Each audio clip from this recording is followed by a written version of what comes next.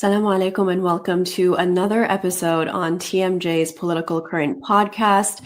Today we have yet another live episode with a special guest. Kevork Almassian is a Syrian Armenian award-winning journalist and geopolitical analyst who is also the host of Syriana Analysis. Today he is joining me to break down lots of the ongoing events that are happening about Syria and looking at what to expect moving forward. Thank you so much, Kevork, for joining me, and I'm really looking forward to this conversation. I'm also looking forward. Thank you so much for inviting me. Of course. And so I really want to start off actually about the new Syrian army, which is something that you have spoken about extensively. And, we're seeing in the news that there's lots of developments about how that is, forming. And this is basically a group that you have mentioned are pretty much Al-Qaeda fighters who are now in state uniforms. And the specific quote that you used that I think was very interesting was terrorist boots in military uniforms. So can you give us a little bit of a background? How come this is happening so openly and people are just accepting it like it's normal, especially given that we know, for example, on the United States side, we had a $10 million bounty on the leader of the nation right now. How do you think this is happening so openly and, people are just taking it as though it's a normal occurrence? Mm-hmm. Yeah, there was a really complicated, in my opinion, intelligence operation in the past years, especially after the eruption of the Syrian war in 2011, to destroy the reputation of the Syrian army and also to demonize it to the extent that any soldier fighting for the Syrian army for his nation is basically someone deserves to be killed. And when you live in Syria, you know that as a citizen, or if you live in anywhere around the world, there is this social respect to people who go and join the military. So when you see a soldier in the street, you salute them, you respect them. If they need anything, for example, for transportation, you ask them to join your car. So there was this social contract between the Syrian people and the Syrian army, because the Syrian army used to come from the Syrian people. Right. So this has been completely destroyed in the past decade after the eruption of the Syrian war. So they have turned some of the components of the Syrian society against their own national army, and they have allowed them or urged them to fight against their own national army. And this has been a long-term Israeli strategy in the region, which is to destroy the national armies surrounding the Israeli occupation forces. And in this case, were the Syrian army. In Lebanon, we have a weak, for example, national army, and the Jordanian army is already embedded with the Brits, with the Americans, with the Israelis, so they don't pose any threat. So after the destruction of the Iraqi army and then the Libyan army, it was time to destroy the Syrian army. Now, after they destroyed it, they want to reform or reorganize a new Syrian army. Now, when Assad was ousted on the 9th of December, I wrote on my X account and I said, the maximum the Syrians can get from this outcome is an army that is based on police force, just like in the West Bank, Abbas's police apparatus, only to protect the system, the regime, but unable to protect the sovereignty, the borders, and especially to reclaim the Golan Heights from the Israeli occupation forces. Now, this has happened, however, it went even worse, and that is to include these multinational Takfiris into the Syrian army. Now, from the American perspective, at the beginning, they told Jolani, if you want us to normalize ties with you or accept you formally, you have to, there are many demands, 8 demands, one of which was to expel these multinational Takfiris from Syria. But Turkey and Saudi Arabia and Qatar, they have persuaded the American side and they have convinced them that it is better to include these multinational Takfiris and integrate them into the Syrian army compared to fighting them or demonizing them, because then they will become a threat to the system, the new regime in Syria, because those were and still are the most striking and most competent force in the Jolani army. Therefore, Jolani's so-called legitimacy is not based on the popular acceptance, but rather on the multinationals that he imported into Syria, and now he is incorporating them into the Syrian army. So we're moving from a national army into a mercenary army, and they can move these mercenaries anywhere around the world. And I suspect that the next target would be in Central Asia, and especially on the southern borders of Russia and on the Silk Road Initiative. And remember that this area is very vital and very strategic for different Eurasian powers, including Iran, China, and Russia. So what they're trying to do is first to incorporate these Uyghur Takfiris into the Syrian army, give them Syrian passports, and then move them outside of Syria. Just like Erdogan brought them to Syria, he can export them back from Syria into different conflict zones. And this experience has been already done in Nagorno-Karabakh. If we remember the war between Azerbaijan and Armenia, basically, or the Armenians in Karabakh in the past few years, and Turkey brought many Syrian mercenaries to fight alongside the Azeris against the Armenians. So I would not rule out that the next step would be bringing Uyghur fighters into different hotspots around the world. Right. And I think that's really interesting because I also did see how you were mentioning there's also now Uyghur militants that are part of the army. How is this happening? I mean, right now you're saying that the new militia is consisting of Takfiri extremists, of Uyghur militants. Why is it that, these are the ones that are included? For example, the Uyghurs, how come the Uyghurs are now part of this? Because they are a very strong force. In the past 10 years, they have been the strongest force among what is called the Inrimasiyin, and also the suicide bombers. The Inrimasiyin are the ones who go with their guns, they fight, and when they're out of bullets, they blow up themselves. And the suicide bombers just go with the suicide vest or a suicide car. And they were the leading force in this. So they know how dangerous it is to antagonize the Uyghurs in Syria, not to give them what they want in the Syrian statehood, which is basically to be part of the Syrian society and give them Syrian passport, and also to become in position of power. Because once you become in the military, then you will ascend in the hierarchy in the Syrian army, and one day you could become in the position of a defense minister or chief of staff or even a president in the country. So this is a very dangerous precedent that you are incorporating completely different people into a supposedly national army. Now, the justification, if you listen to the people who support Jolani, they say, yeah, but these people came and they supported us and they helped us in this so-called revolution against Assad. But they're the same people who say that the minorities, for example, we don't want minorities in Syria. So there is this element of supremacy, let's say, among these supporters of Jolani, that it is okay to bring completely different people with completely different ethnicities, genetics, and cultures and experiences, let's say historical experiences from far away from Central Asia to Syria. But then the people who were born and raised in Syria, their grandparents of their grandparents of their grandparents were living in the Levant, they are antagonized and they are targeted by them physically, psychologically, financially, and up until this moment, every single day, the Jolani gangs continue killing especially the Alawites in Syria. It's not in the same extent like it was 3 months ago, but they are every day killing people in their farms, on the highways, and also kidnapping women. And this is a very dangerous, another dangerous phenomenon in Syria that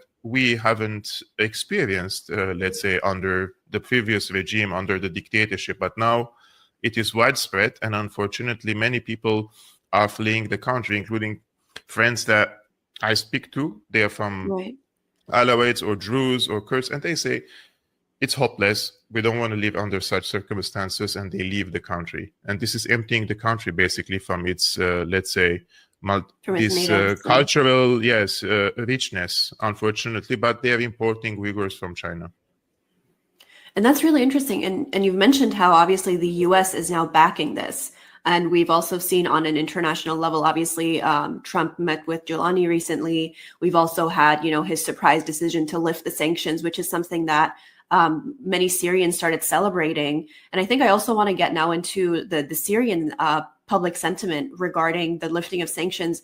You know, I'm Iranian myself. When I saw the news about a lot of Syrians being happy about this and, you know, being completely fine with, you know, the leadership of Jolani because he's going to be someone who will bring them prosperity, or the lifting of sanctions, that's a sentiment that a lot of people who are living under sanctioned societies actually have, because when they've been suffering for so long, they will take any opportunity to have some of that relief.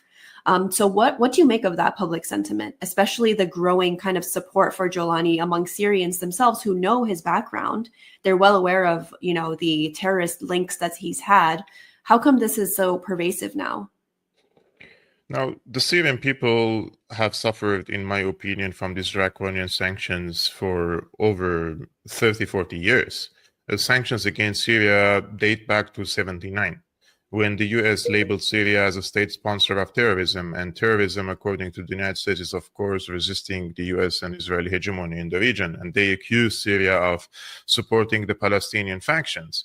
Now, the sanctions accelerated after 2011 for this exact same reason, for geopolitical reasons. They wanted to put pressure on the previous Assad government that you have to reorient the Syrian geopolitical posture on the side of what is called the moderate Arab camp, which means Saudi Arabia, Qatar, Bahrain, or Morocco, and all these countries, UAE, the countries which not only accepted Israel, but also normalized ties with Israel, whether on the table or under the table, because there are so many Arabic countries, they deal with Israel under the table. 100%, yeah. Yeah, so they wanted for Syria to normalize ties with Israel, and this was a position that Assad rejected multiple times until October 2024. And I know this for a fact, this is not an analysis, that the foreign minister of Jordan came to Damascus and said after the assassination of Hassan Nasrallah, he came to Damascus, I think, on the 10th of October and said, now your dear friend, Nasrallah was a dear friend for Bashar, and said, he's been assassinated, and the Americans and the Israelis are determined to change the realities in the region. And this is the window of opportunity for you to do a fast shift on our side in the region. And we will embrace you, we will protect you, we will ask the Americans to lift the sanctions. But this means we have to seal the borders with Lebanon, completely cut the supply chains with Hezbollah, kick the Iranian and the Hezbollah affiliated forces, let's say, from Syria out, and also to normalize ties with Israel, which means they said, this will be an Arabic initiative. We will lead this process of normalization, and you would be part of it. Like, you're not going to do it individually by yourself. And Assad rejected that. And unsurprisingly, of course, 3 weeks later, Jolani did his offensive against Aleppo, and he occupied Aleppo. And then they still, by the way, when Jolani occupied Aleppo, the Arabic side, Jordan, Saudi Arabia, the UAE, they still tried to persuade Assad, saying that there is still a possibility to force these Jolani forces to withdraw again from Aleppo if you seal the borders with Lebanon. And when this was rejected, they continued the operations and they ousted him from power. In any ways, now all the demands that the US was asking for Syria in the past 20, 25 years, especially after the invasion of Iraq 2003, Jolani came from day one. He said, all the demands that you asked for Assad, I will follow them, and I will implement them, and he will normalize ties with Israel. He already accepted the sovereignty of Israel over the Golan Heights. The Sana, for example, which is the state outlet of Syria, they call Golan Israeli territories. In the diplomatic cables and the diplomatic statements, they use the term Israel, the state of Israel, and not the Zionist entity like the previous regime used to say. So they are also open to cooperation, security cooperation with the Americans and with the Israelis against Hezbollah. So all in all, it's a perfect candidate for them to lead this, especially that if there is going to be a fight over Lebanon, because I suspect that there is going to be a phase 2 of conflict in Lebanon, if this so-called diplomatic effort to disarm Hezbollah do not really proceed well, then I suspect that they will unleash these Nusra and Uyghur and Qaeda forces against Hezbollah instead of sending Israel to do this business. So there is a huge sectarian hatred and sentiments against Hezbollah for being a Shia from the Jolani side. And they would, in my opinion, not hesitate to attack Hezbollah forces inside Lebanon if they are tasked or if they are asked.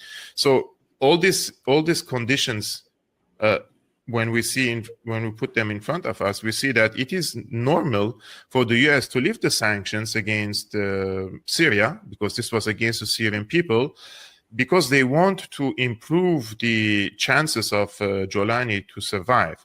What the Americans believe is that Jolani is the best candidate to rule over all this Takfiri scene, and also on the Sunni people in Syria. This is how they believe, like Aleppo, Idlib, Homs, Hama, Damascus, for example. South of Damascus is already a demilitarized zone imposed by Israel. Eastern shore of the Euphrates controlled by the Kurds. Sueda controlled by the Druze. So the only let's say minority group left is the Alawites and the Christians to come together and form a political body to prepare for a federal system in the country. So it's a win-win situation for the Americans in the country. That's why they lift the sanctions.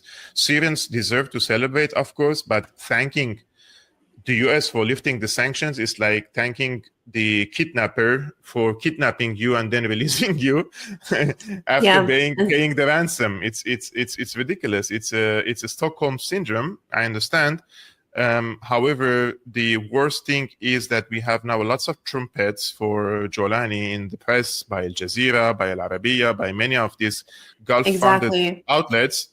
They're peddling that this is a great achievement, but this meant Syria has taken off all its clothes, and after that, now they are lifting the sanctions. So, absolutely, and I think that's the reason why I mentioned, public sentiment, because we know that, as you said, for example, Syrians as Sunnis might have, issues with a Shia group like Hezbollah, but they have always been supporters of Palestine, especially the Syrians themselves. The Syrian people have been supporters of the Palestinian cause. And now it's almost as though seeing the normalization that's happening with Israel is almost like a, I guess you could say hypocrisy that's happening here. And it's almost like they don't know how to kind of deal with both this sentiment of wanting relief from sanctions and, betterment for their people, which is what they truly believe is happening. And we'll get to that as well. But, also seeing how their leadership is now completely normalizing with Israel. And I was going to ask you, when you mentioned to what degree has Jolani already normalized with Israel? I know we've been talking about the Golan and all of that, but in terms of diplomatic ties and what's happening on the broader international level, to what degree has this normalization already happened, and what does it encompass so far? I will give you a few examples. You tell me at what level this normalization has reached. Official delegation from the Jolani government visited Tel Aviv, and they sat with security officials from the Israeli side. The Israeli Mossad and Secret Service, they came to Damascus.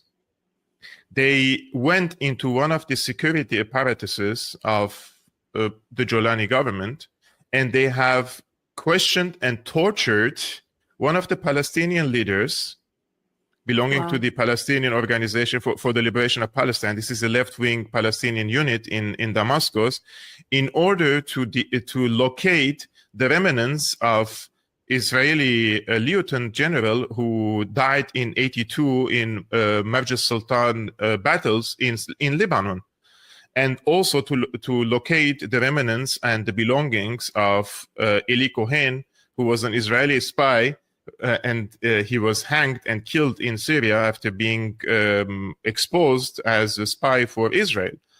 So there are strategic relationship between the Mossad and the CIA, but at no time the CIA or the Mossad allow even their allies to come to their units and torture someone on their own soil in order to get words out of the mouths of someone who is being kidnapped by the Jolani regime. Jolani has kicked out all the Palestinian factions from Damascus, and his official media calls Golan Israeli territory.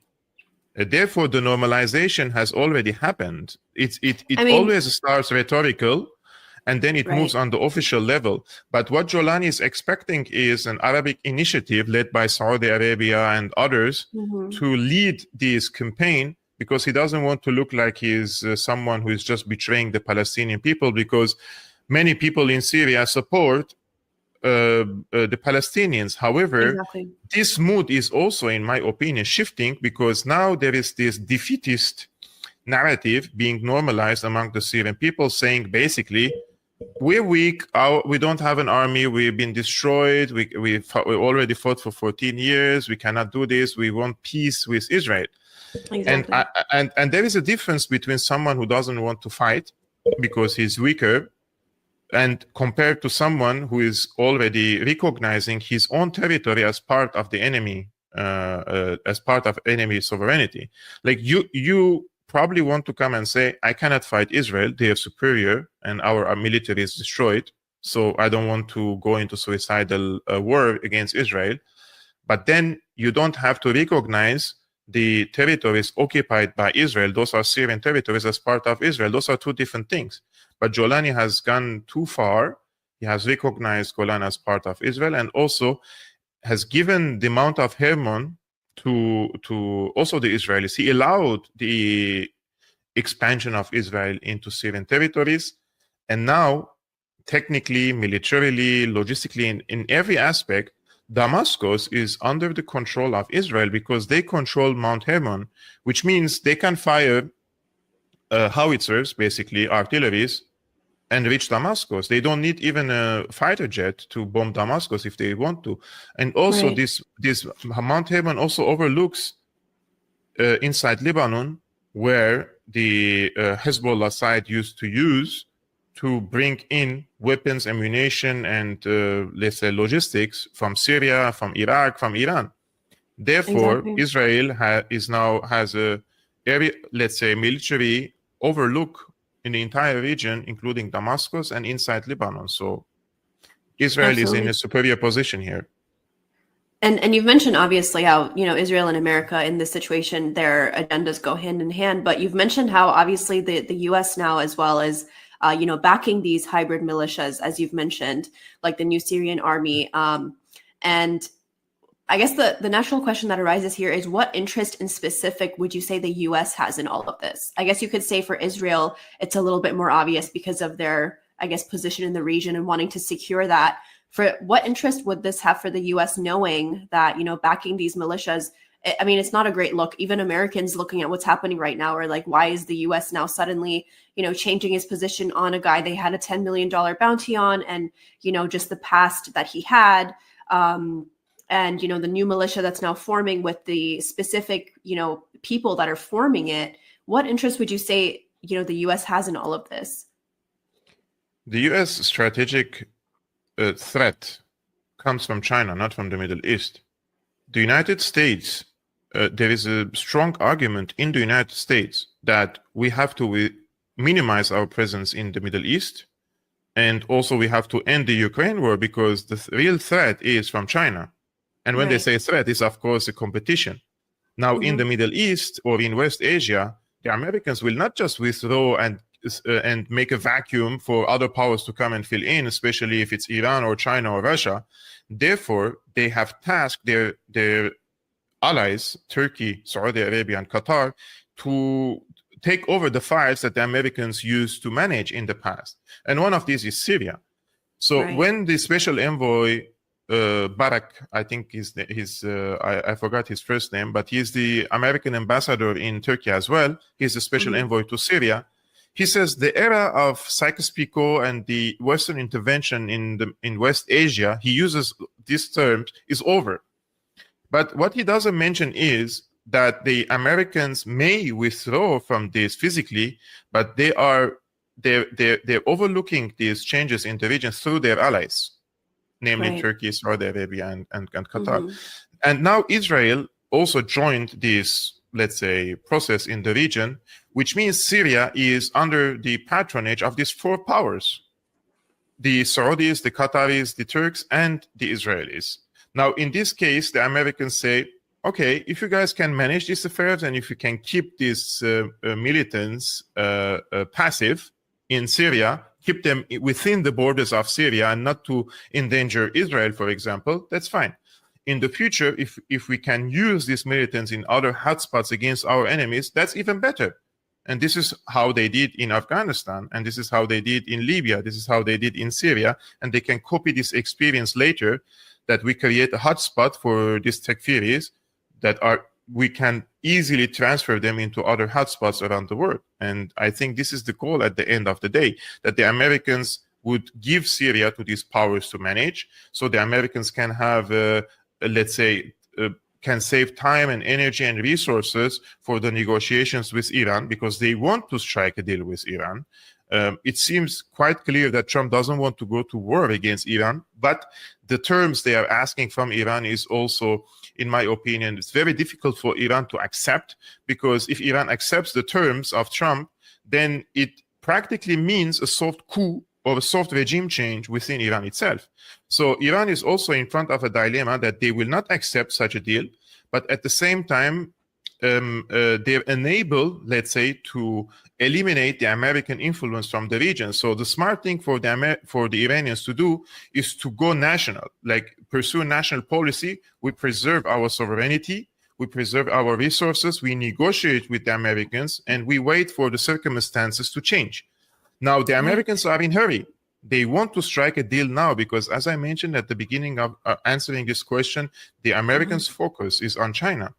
So they want to reorient their resources toward China. After Afghanistan, the Ukraine war, many people argue it's a big mistake. They shouldn't have flared these the fires in Ukraine, because they brought China and Russia closer to each other, and this is a strategic threat for the United States. Therefore, they want to stop that. They want to end the antagonizing the Russians. I'm speaking about the Americans, not the Europeans, and focus on China. But I think this is not going to work well for the Americans, especially to find a rift between China and Russia, because these two powers, they have completely different, by the way, political systems, different civilizations, and different geopolitical interests around the world. Right. But they share the same strategic threat, and that is the US is determined to come after these powers and to diminish their economic growth and their military growth, because in a multipolar world, the Russians and the Chinese will have to decide in some of the cases something that the American political elite, or let's say the psychopathic elite, this is what I call them, they will not accept. They are really dangerous people. They're really arrogant people, and they don't want to give up any of their leverage and influence around the world, something that puts the world in front of a great challenge, and that is this cycle of endless wars initiated by this very tiny class of people in the United States, which they profit and we lose. We are all the people, like whether we're in the West Asia or in Europe or in the United States, the American people do not benefit from this wars. It only creates more inflation. It creates more economic burden on them, something that only, let's say, benefits this very tiny elite. So the change has to come within the United States. Otherwise, we are going to continue with this US empire mutating after mutation after mutation and presenting itself in different forms and shapes. But there is one thing that is intact, or let's say something that doesn't change, and that is this imperialist intervention around the world. But the style and the optics change, but the core of the issue remains the same.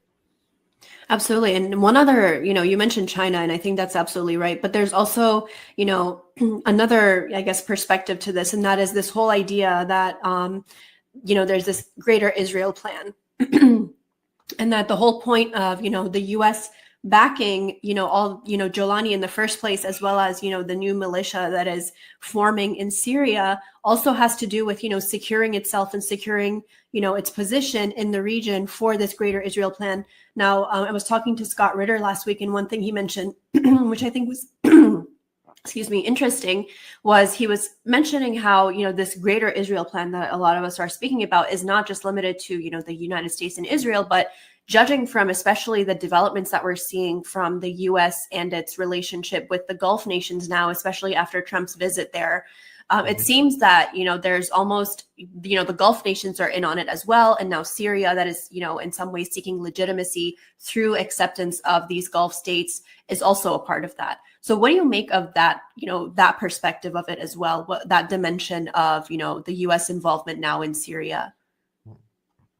Now, the Greater Israel Project is not a myth, and it's not a conspiracy theory. It's a real project, and the Israelis are implementing it like practically on the ground. Their officials say it like on statements in documentaries and in interviews. Now, do I believe that the Israelis can create a Greater Israel Project, which means that between the Nile to Euphrates that the Israeli Jews would control? No. They don't have the demographic capacity to control all large swaths of territories like that.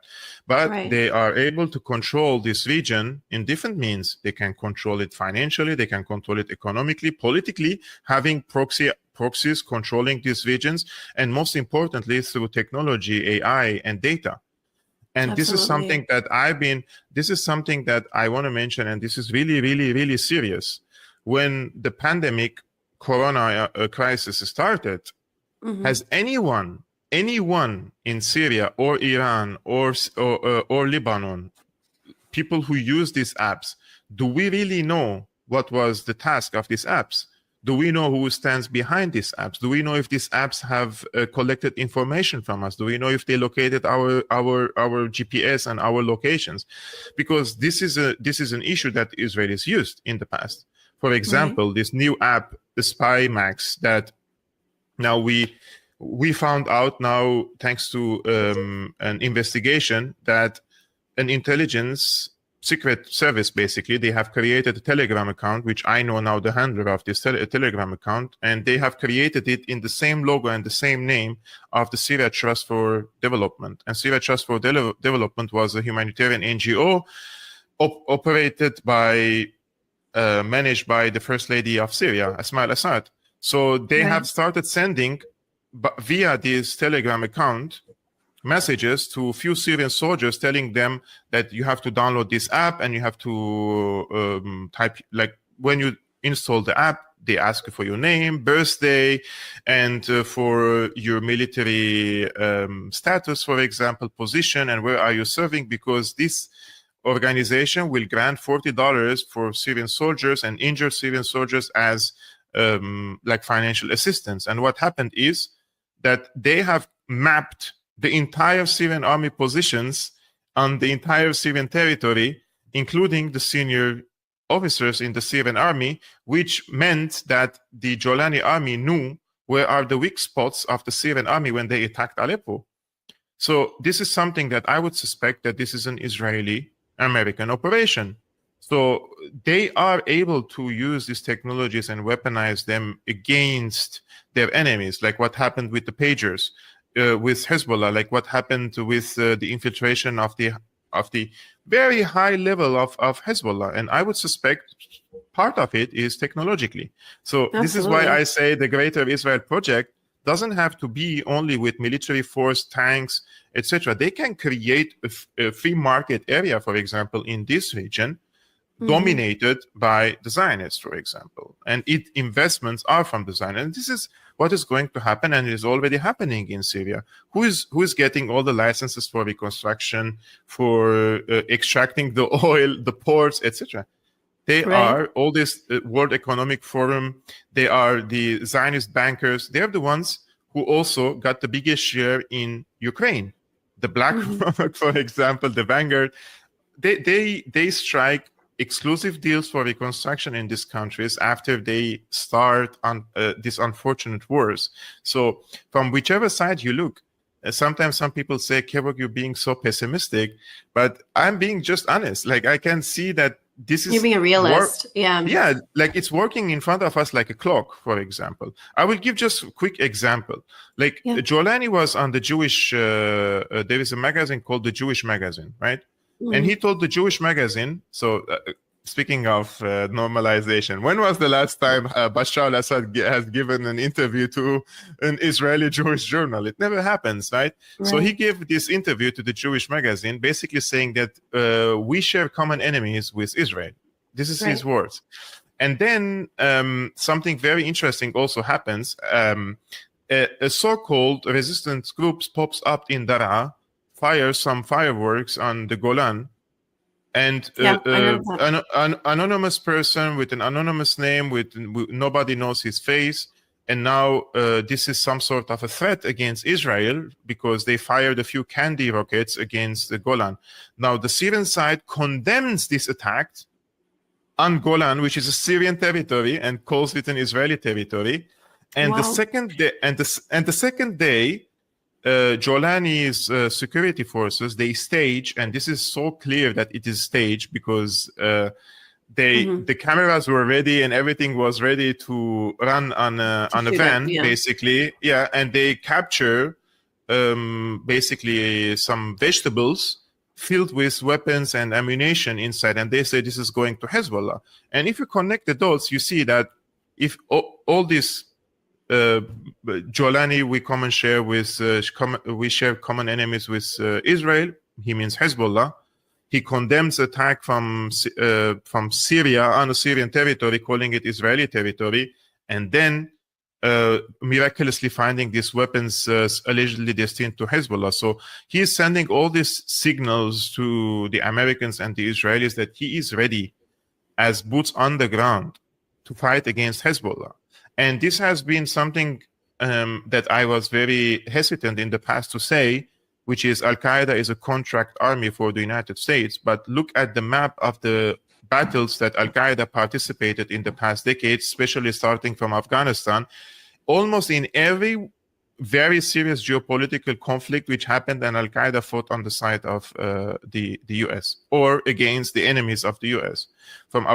Even in Yemen, Al-Qaeda and ISIS fought alongside the Hadi forces against Ansarullah. In Libya, they fought against Gaddafi. In Syria, they fought against Assad. In Lebanon, if you remember 2013 and 14, how many car bombs they sent to Dahiya, to the southern suburbs of Beirut. And I used to be there. I used to work in Beirut, and we couldn't move around because there were car bombs almost every day. So all these things, if you put it into perspective and add on it the statement of Professor Mikhail Hudson, who is a brilliant economist, he says, Al-Qaeda is a contract army for the United States. I'm not saying that these regular fighters are, but on the leadership level, definitely is. Jolani was in a CIA-operated prison in a camp in Iraq, and we know very well how the Americans recruit these Al-Qaeda operatives in the prisons, including Baghdadi, because Baghdadi and Jolani were in the same camp. And coincidentally, both of them were released in March 2011. So in March 2011, this was the same month that the war of Syria started. And Jolani went to Syria, he formed al-Nusra, and Baghdadi went to Syria and he formed ISIS. So your respected guest can do the math, and the rest is history, because now Jolani is in power. He is not only endorsed by the US, he is legitimized by the US, he's supported by the US, and they see him as their man in Damascus. And you mentioned ISIS right now. I really quickly want to draw attention to a headline that we saw come out last week, was how ISIS took responsibility for the attack against this, I think it was against the Syrian army. How does ISIS fit into that narrative? Because I mean, there's a lot going on right now in terms of, this new militia that's forming. How does ISIS fit into that narrative given this recent attack? What would you say about that? ISIS is the boogeyman, which says that if we don't accept these multinationals into the Syrian army, then they will go to ISIS and they will join ISIS. ISIS is a very useful instrument in Syria to legitimize the presence of the American forces, for example. They say we're fighting ISIS. Now Jolani will send Hexes, the defense minister and very senior officer in the American army, to Damascus very soon in order to strike a formal deal with Damascus or Jolani to legitimize the presence of because up until this moment, U.S. forces are occupation forces. But now they will strike a deal with Jolani, giving the Americans an unlimited and open window presence in Syria under the justification of fighting against ISIS. Like the ISIS elements are with few hundreds now in Syria. They don't hold any stronghold. They don't have any city or governorate. They are in the deserts and they come and attack and they withdraw. But if we understand how ISIS was formed and how ISIS operated in Syria, and the intelligence work behind the creation of ISIS, it is ridiculous to assume that ISIS is just an independent force and acting by itself against any actor in Syria. ISIS is a boogeyman, is a Frankenstein created due to the policies of the US in the region and with direct participation of different Gulf countries, including Saudi Arabia and Qatar, in arming, financing, and including non-state actors in Kuwait. For example, Kuwait was a major supporter of ISIS and al-Nusra in Syria, and MPs from Kuwait were present alongside Al-Qaeda supporting them on the Syrian territories. So there is no lack of money in the Gulf. And unfortunately, this money is going to the destruction of our civilization in the Levant. Meanwhile, they are building for themselves these Dubai-like economies, let's say, and I'm not against that. If you want to do like that, it is your country. I'm not intervening, but you're destroying our economies. And now we have to be dependent on this financial aid from Saudi Arabia and from Qatar, knowing that Syria has oil, has wheat, has cotton, has water, has everything to rebuild its country. But now we are dependent on the Gulf countries because our economy is in tatters and our oil fields are in the hands of the Americans. So they have choked Syria from all sides. And when you ask me about the Syrian people, it's a situation like somebody is drowning and you're giving him like a small leaf to hold this leaf and get up. And I know that sentiment well because I mentioned to you I've seen that with Iranians because I'm Iranian myself, but knowing how difficult a lot of people start living under sanctions, knowing how much pressure they come under, it's almost as if there's this desperation for relief. And when that comes, it's almost as if they forget the history, even with Iran. I know it's a very different situation, but we've had history there. The people know what it looks like when the US in all ways has control of every aspect of their country, whether it's the oil, whether it's just about everything. So they've seen that. They've seen that under the Shah. They've seen that, multiple times, but it's almost as though because the pressure becomes overwhelming, there's almost this sentiment of, whatever can bring us that relief, we're fine with it because we finally deserve to breathe. And that's a sentiment I see coming out a lot from Syrians is, I've spoken as well to Syrians and said, you guys have always been defenders of the Palestinians. And now you see your own leadership shaking hands with Israel, shaking hands with the US. What's going on? Is there no kind of moral dilemma there? Or even if, let's say, not even the Palestinians, your own people, you've seen the history of, countries like Libya, Iraq, even Egypt to a certain extent, what it looks like when, certain kinds of militias start forming, what happens when the US takes over, it essentially wipes out that, any notion of national sovereignty. So how do you make sense of the sentiments that are coming from Syrians right now? Do you think that they still will start realizing what's actually happening to their country and, kind of standing for wanting a little bit more of that national sovereignty without having so much influence from the US? Or do you think it's, become a lost cause?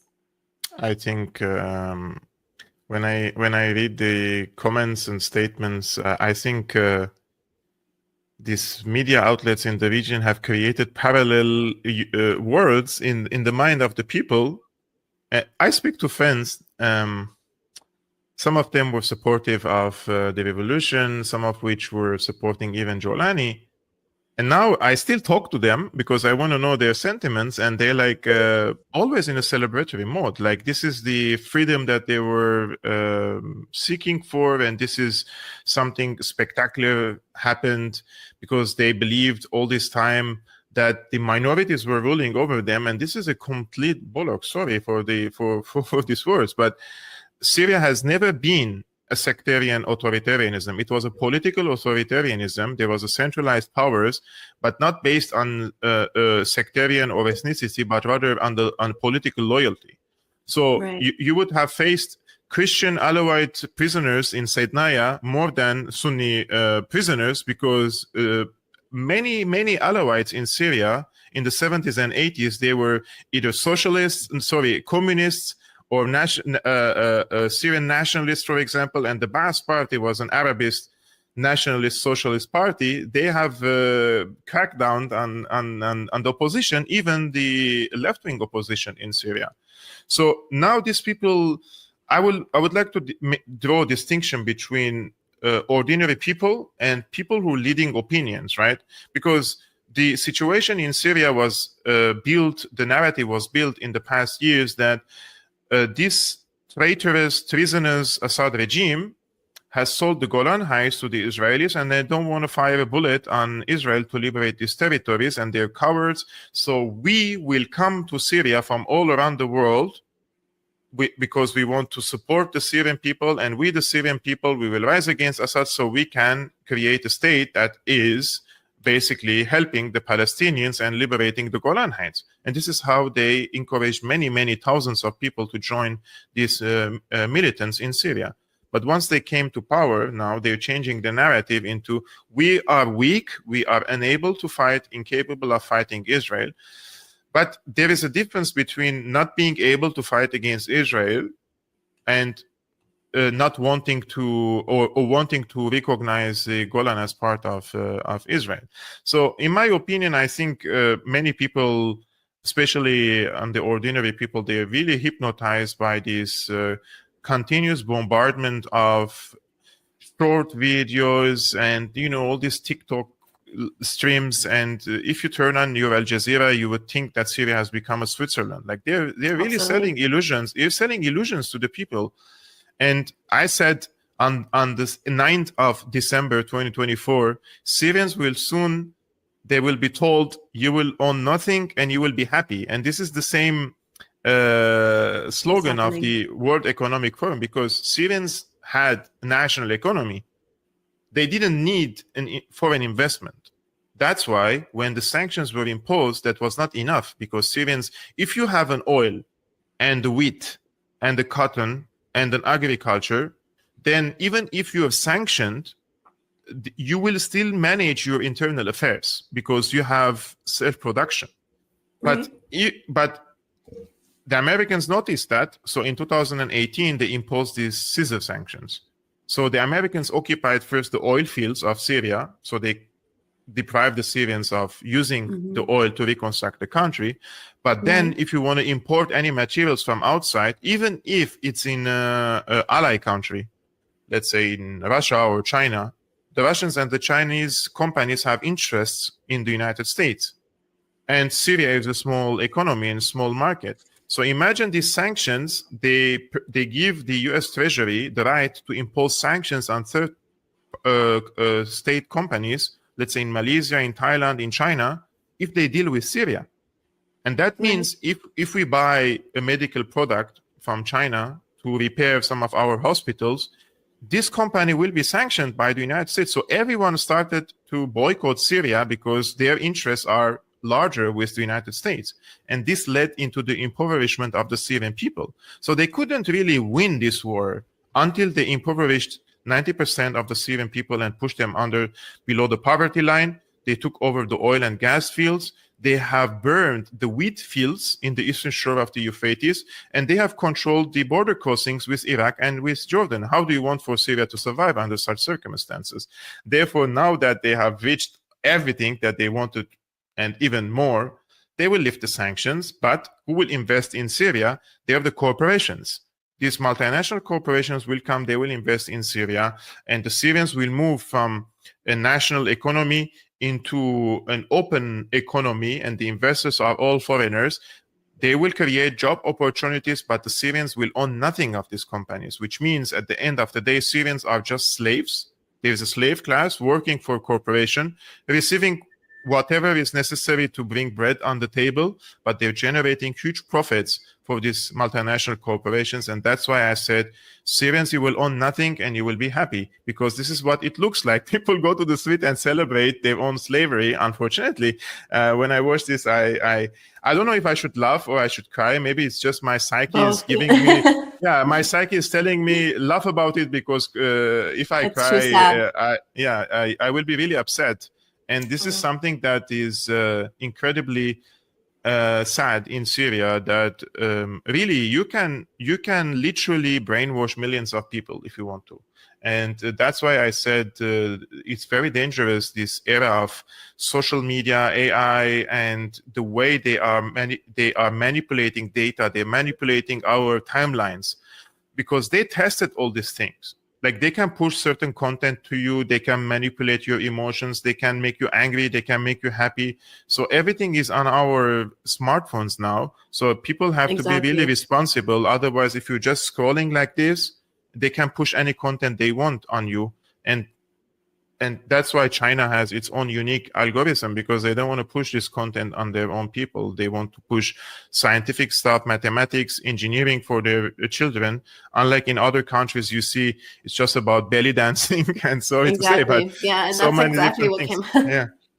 Yeah, and I think that's what you're saying is absolutely true. And it's almost the social media plays a huge role, because it almost starts to subconsciously make people accept certain things.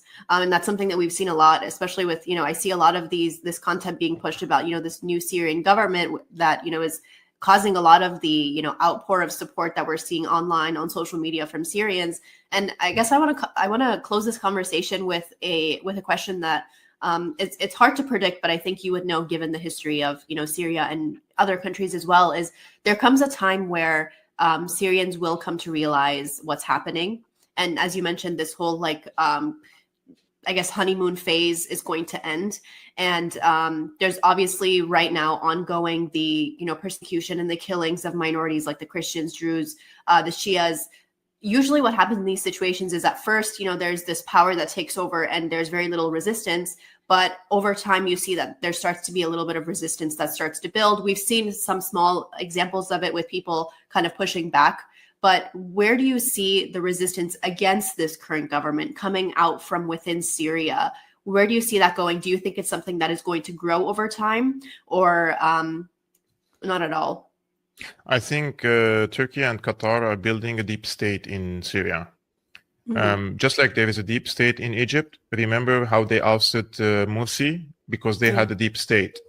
In Syria, they are building a deep state so that even if in the future, in 10 years, in 20 years, because I believe Jolani is going to stay for some time, and even if he's replaced or killed or something happens, there is a system that is recreating itself. And this is something you notice in the West. The West holds elections, parties change, but the headlines remain the same. And this is something that they are building and copying in Syria. Therefore, even if in the future people say this is not right, we have to change, they will distract them with creating political parties. They will distract them with different crises, social crisis, economic crisis, so they back off. So the truth of the matter is, because they're building this deep state, that's why they asked the United States to accept the integration of these Uyghurs and Central Asian Takfiris into the Syrian army, because they don't want to stop this process now. And that's why Jolani asked 4 years to hold elections. Do you think that he cannot rewrite the constitution? Rewriting the constitution takes maximum 3 months. And this has happened in the past. But he wants 4 years. Why? Because in these 4 years, they want to put the foundations of this deep state. They want to sell out the country to these multinational corporations, the ports, the seaports, the airports, the telecommunication, oil and gas. and also sharing the spheres of influence between Turkey, Saudi Arabia, and Israel in Syria. So this is the task of Jolani. Therefore, there is no any military or political power inside Syria capable of challenging this status quo at the current moment. In the future, if there is regional support, international support to some elements in Syria, there could be a movement rising against Jolani. But until then, I don't see any organic domestic movement against Jolani capable of challenging him. I mean, Right. after all these massacres in the coastal cities, he killed thousands of Alawites. There was no military reaction against Jolani because people don't have weapons. And if there is no one giving them weapons, then they will be slaughtered if they rise against Jolani. And this was the lesson Jolani wanted them to learn, that if you think of rising against me, this is the destiny that is waiting for you. So he deliberately slaughtered all these Alawites to send a message to all the others, whoever you are, that if you challenge me, this is what is going to happen. And everybody now is scared, except, of course, the Kurds and the Druze, because they have a strong military force and they have a backing in the international scene. But the Shias, the Alawites, and the Christians, the Yazidis, the Ismailis, they have no one in their back. Also the Armenians. That's why many of the Christian, for example, priests and leaders in Aleppo, they get along Jolani. They have to get along because the alternative is no. So I respect what they're doing and I salute them because this is a really difficult time to live in under such a regime. But their responsibility is to protect their community. That's why the good thing to do is to stay in good terms with Jolani. Otherwise, the alternative is what happened in the coast. Absolutely. Well, thank you so much, Kevork, for joining us on today's live episode. Very insightful conversation. I appreciate it. Thank you so much for having me. Thank you.